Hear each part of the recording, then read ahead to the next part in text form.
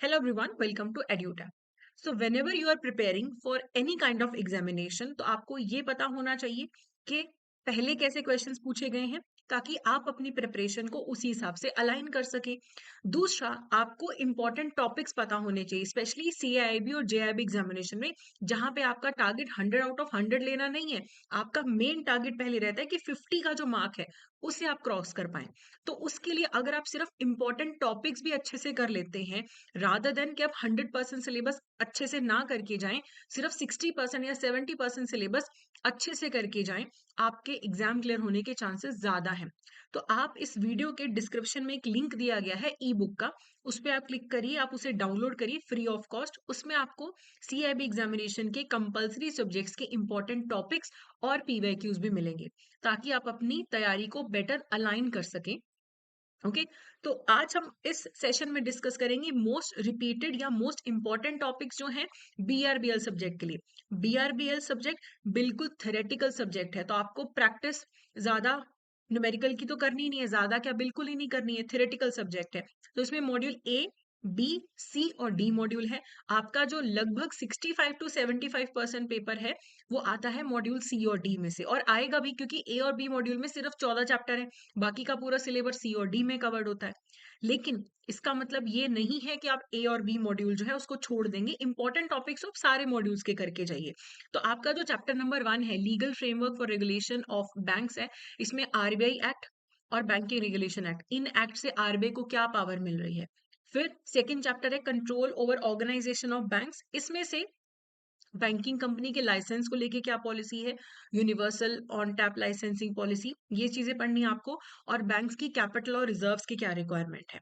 Next chapter है regulation of banking business, इसमें interest rate को लेके क्या प्रोविजंस है और पेमेंट सिस्टम्स को लेके क्या रेगुलेशंस है, ये आपको कवर करना है।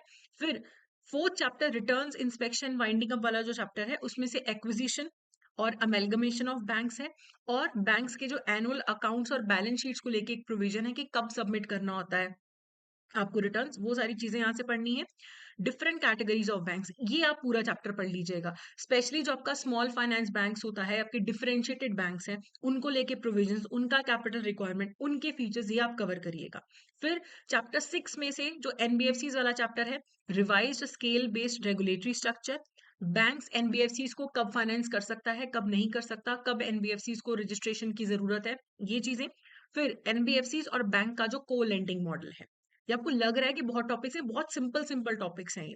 फिर सेवेंथ है financial sector legislative reforms and financial stability and development council में, इसमें आप नरसिम्हा कमेटी की आप रिकमेंडेशंस करिए, और जो मॉनेटरी पॉलिसी में रिफॉर्म्स हुए हैं over the period of years, ये आपको कवर करना है।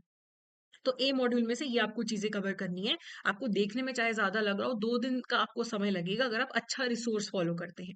Then you have module B, इसमें से बहुत सारी चीजें ऐसी हैं जो आपने ऑलरेडी पीपीबी जब जैब की प्रिपरेशन करी थी तब आपने पढ़ा होगा। तो मॉड्यूल बी में prevention of money laundering act में मनी लॉन्ड्रिंग का क्या मतलब होता है, और इस एक्ट के अंदर बैंक्स के क्या ऑब्लिगेशंस हैं, कहाँ कहाँ एनहांस्ड ड्यू डिलिजेंस का रिक्वायरमेंट है, और कौन से रिकॉर्ड्स बैंक्स को मेंटेन करने हैं, जैसे कि cash transaction report, suspicious transaction report, 5 years तक डाटा मेंटेन करना है, वो वाले सारे प्रोविजंस। नेगोशिएबल इंस्ट्रूमेंट एक्ट में आप जो चेक वाला पार्ट है उस पर फोकस करिए कि किन किन एरियाज में बैंक्स को प्रोटेक्शन मिलती है, कब प्रोटेक्शन नहीं मिलती है under the negotiable instrument act. फिर आपका जो फेमा है फॉरेन एक्सचेंज मैनेजमेंट एक्ट, इसमें से आरबीआई की क्या पावर्स हैं ऑथराइज पर्सन को लेके, और फेमा की अगर कॉन्ट्रवेंशन होती है तो क्या पेनल्टीज होंगी, अपील कहाँ कर सकते हो, एडजुडिकेशन कैसे होगा, वो सब कुछ आपको करना है। Payment and settlement system act में आरबीआई की क्या पावर्स हैं पेमेंट एंड सेटलमेंट को लेके, सेटलमेंट और नेटिंग का क्या मतलब होता है, और आरबीआई की क्या पावर्स है अंडर दिस एक्ट, वो आपको कवर करना है। तो यहाँ पे आपका मेजर पार्ट जो है वो कवर हो जाता है, जो आपने हो सकता है ना पढ़ा हो। ये चीजें आपने तो बिल्कुल आपको याद होंगी, आपने जब पढ़ी होंगी पीपीबी के अंदर, मॉर्टगेज के टाइप्स सेम वही चीजें, अगर वो वाले नोट्स भी पढ़े हैं ना, सेम वो भी पढ़ लोगे ना तो भी चलेगा।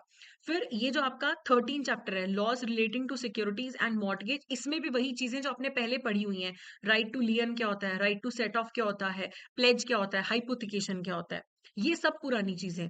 और अगर आप अपना किसी सिक्योरिटी को गिरवी रखते हो, उसका अगर रजिस्ट्रेशन नहीं होता उसके क्या इम्पैक्ट है, वो आपको यहाँ पे कवर करना है। क्वाइट ईजी है ये वाला। स्टिल अगर बाय चांस आपको भूल भी गया है ना, तो भी एक दो रीडिंग में एकदम अच्छे से हो जाएगा, ज्यादा समय नहीं लगेगा आपको। ए और बी मॉड्यूल बहुत क्विकली हो जाएगा अगर आप सिर्फ इंपॉर्टेंट टॉपिक्स पे जाते हैं। अब मॉड्यूल सी बड़ा मॉड्यूल है आपका, तो इसमें से आरबीआई इंटीग्रेटेड ऑम्बड्समैन स्कीम में ग्रीवेंस रिड्रेसल का क्या प्रोसीजर है, कंप्लेंट कैसे फाइल करते हो, वो आपको प्रोसीजर करना है। एमएसएमईज के डेफिनेशंस और जो नेशनल बोर्ड ऑफ एमएसएमईज है, this has to be covered. फिर अगर हम सरफेसी एक्ट की बात करें तो asset reconstruction, central registry, enforcement of security interest, और कहाँ कहाँ पे सरफेसी एक्ट एप्लीकेबल नहीं होता। तो 17 चैप्टर ABCDEFGH 8 पार्ट्स में डिवाइडेड है, उनमें से आपको सिर्फ ये टॉपिक्स कवर करने हैं। ओके, उसके बाद जो आपका डीआरटी वाला चैप्टर है, 18A से लेके 18E तक जो चैप्टर है वो डेट रिकवरी ट्रिब्यूनल से रिलेटेड है। तो ट्रिब्यूनल को एप्लीकेशन कब कैसे देनी है, वो ऑर्डर कैसे पास करते हैं, और अपील कैसे फाइल की जा सकती है, और एपेलेट ट्रिब्यूनल क्या करता है, वो आपको प्रोविजंस करनी है। और आपको ना डेज कई बार पूछे जाते हैं कि कितने डेज में आप डीआरटी से डीआर80 में अपील कर सकते हो। ये जो नंबर्स है ना, स्पेशली जो फिल इन द ब्लैंक्स वाले क्वेश्चन आते हैं ना 4-5 आपको पेपर में, जहां ऑप्शंस नहीं होती, ऐसी चीजें पूछी जाती हैं। ओके, चलिए अब मॉड्यूल सी में आगे देखें तो आईबीसी इंसॉल्वेंसी बैंकरप्सी कोड में जो कंपनीज को लेके जो इंसॉल्वेंसी रेजोल्यूशन प्रोसेस है, स्पेशली वो कितने का डिफॉल्ट होना चाहिए कि इंसॉल्वेंसी बैंकरप्सी कोड के अंडर प्रोसीडिंग्स हो सकती हैं, वो काफी इंपॉर्टेंट है। बैंकर्स बुक एविडेंस एक्ट में कहाँ एप्लीकेबल है ये एक्ट, और कहाँ कहाँ पे बैंक के ऑफिसर्स को कंपेल नहीं किया जा सकता बुक्स प्रोड्यूस करने के लिए। फिर है लीगल सर्विसेज अथॉरिटीज एक्ट, लोक अदालत वाला एक्ट ये चैप्टर है। इसमें आपको पूरा चैप्टर आप पढ़ लीजिए, बहुत छोटा चैप्टर है, सिर्फ आपको पता होना चाहिए कि लोक अदालत के पास क्या पावर्स है, कौन सा एक्ट है। बहुत ही सिंपल है ये, मतलब it it can be done in half an hour. Okay, उसके बाद कंज्यूमर प्रोटेक्शन एक्ट में जो कंज्यूमर कोर्ट होते हैं, डिस्ट्रिक्ट, स्टेट और national consumer dispute wrestle commission, ये आपको अच्छे से कवर करने हैं। फिर लॉ ऑफ लिमिटेशन की अगर हम बात करें तो इसमें आपको एक चीज पेपर में बहुत रेगुलरली पूछी जाती है कि क्या करके fresh limitation of fresh period of limitation start हो सकता है, कैसे नया लिमिटेशन पीरियड स्टार्ट होगा। तो ये आपको याद करना है, जो एक दो प्रोविजंस है वो आपको याद करनी है। टैक्स लॉस पूरा चैप्टर पढ़ लीजिए, स्पेसिफिकली इनकम टैक्स को लेके जो प्रोविजंस है वो आपको करनी है। फिर मॉड्यूल डी जो है, extremely important but very interesting module. इसमें आपने ये चीजें सारी पहले पढ़ी हुई है, कॉन्ट्रैक्ट क्या होता है, contract of indemnity, guarantee, bailment, pledge, agency. और क्वेश्चंस क्या आते हैं, इंडेमनिटी के कॉन्ट्रैक्ट में कितने लोग होते हैं, गारंटी में कितने लोग होते हैं, है ना, एजेंसी में एजेंट की क्या पावर्स और ड्यूटीज होती है, ये तरीके से काफी इजी है ये, है ना। देखने में बहुत टॉपिक्स लग रहे हैं but very easy. Contract of sale में, सेल्स ऑफ गुड्स एक्ट में क्या कवर होता है, सेल और अग्रीमेंट ऑफ सेल में क्या डिफरेंस है, अनपेड सेलर के राइट्स क्या होते हैं, कंडीशन और वारंटी के बीच में क्या डिफरेंस होता है। पार्टनरशिप फर्म में से बहुत क्वेश्चंस आते हैं, और types of partnership, type partnership के फीचर्स, और पार्टनर की क्या लाइबिलिटी है, पार्टनरशिप फर्म की क्या लाइबिलिटी है, माइनर को अगर आपको पार्टनरशिप फर्म का पार्ट बनाना है तो उसमें क्या फीचर्स हैं, पार्टनर रिटायर हो जाए, इंसॉल्वेंट हो जाए, डिसॉल्व हो जाए पार्टनरशिप फर्म, तो ये सारा कुछ इंपॉर्टेंट है इसके अंदर।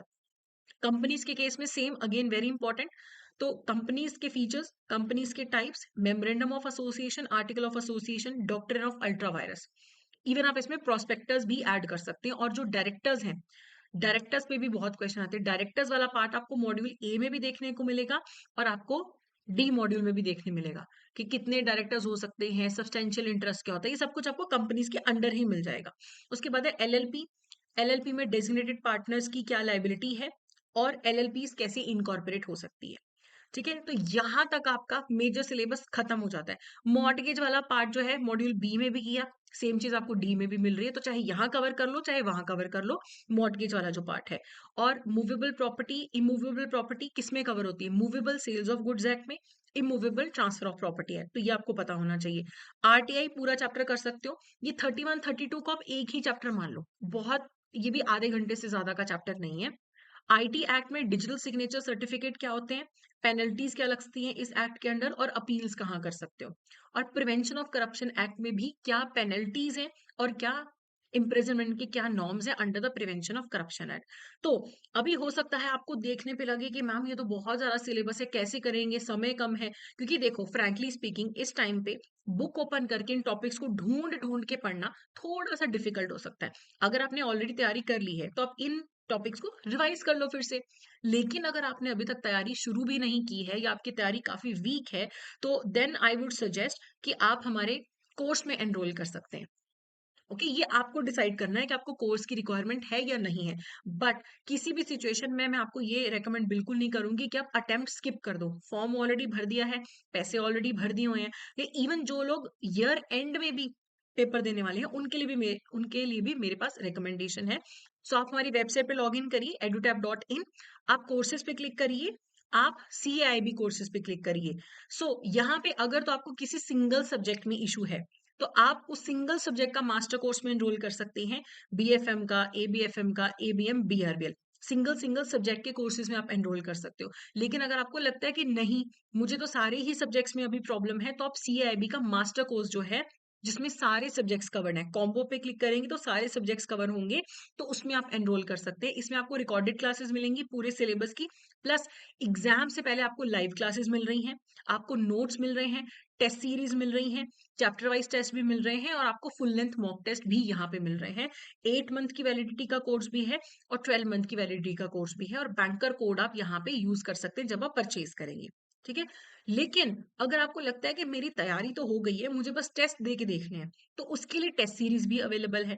इस टेस्ट सीरीज में आपको पूरा जो सिलेबस है, हर सब्जेक्ट के 10-10 मॉक टेस्ट मिलेंगे, और हर सब्जेक्ट के हर चैप्टर के भी एमसीक्यूज मिलेंगे, चैप्टर वाइज एमसीक्यूज भी मिलेंगे, और प्रीवियस ईयर क्वेश्चंस आपको सॉल्व्ड मिलेंगे विद एक्सप्लेनेशन। आपको यहाँ पे प्रीवियस ईयर क्वेश्चंस भी मिल रहे हैं। तो आप अपनी रिक्वायरमेंट को समझिए और उस हिसाब से आप इन कोर्सेज में एनरोल कर सकते हैं। ओके, सो आई होप ये जो सेशन है आपके लिए यूजफुल रहा होगा। अगर आपको कोई भी डाउट है तो आप हमें मेल कर सकते हैं hello@edutap.co.in पे।